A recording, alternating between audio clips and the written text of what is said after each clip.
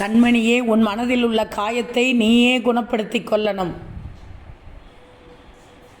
இல்லையென்றால் அந்த காயத்தால் வந்த கோபம் உனக்குள் தேங்கி உன் மனதை அசுத்தமாக்கி உன்னை சுற்றியிருக்கும் எல்லோரையும் காயப்படுத்திவிடும். உண்மைதானே தங்கமே? உன் மகிழ்ச்சிக்காக மகிழ்பவர்களையும் உன் சோகத்திற்காக வருந்துபவர்களையும் எப்போதும் கவனித்துப்பார். அவர்களே உன் இதயத்தில் சிறப்பான இடங்களுக்கு தகுதியானவர்கள்.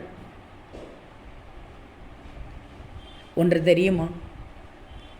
வயதாகும் போது அழகான முகமெல்லாம் சுருக்கமடையும், உடலெல்லாம் தளர்ந்து போகும். ஆனால் அழகான உள்ளம் மட்டும் மாற்றம் ஏதுமின்றி அப்படியே இருக்கும்.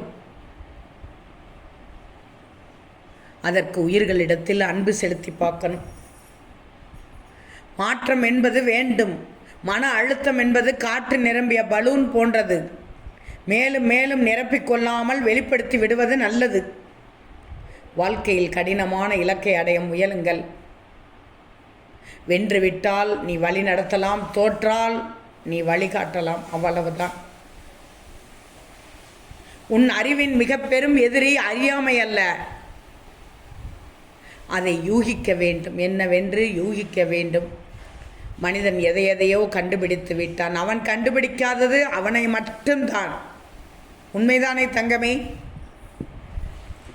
உன்னை புதைக்கும் இடம் கூட தெரியாதவர்கள் இந்த பூமி தனக்குத்தான் சொந்தம் என்று சொல்வது ஆணவத்தின் உச்சம். எவ்வளவு ஆட்டம் போட்டாலும் உன்னை நோட்டமிட்டு கொண்டிருக்கும் விதிக்கு தெரியும், அடங்கும் நாள் தொலைவில் இல்லை என்பது. உனது சொத்து, பெயர், புகழ், நீ கட்டிய மாளிகை எதுவும் நிரந்தரமல்ல. நீ இறந்த பிறகு 3 நாட்கள் கூட உன் உடம்பை வைக்க முடியாது. நினைவில் வச்சுக்கோ. இருக்கும் வரை அன்பு செலுத்து. ஏன்னா காட்சியின் கோலம் காண்பவரின் கோணம்.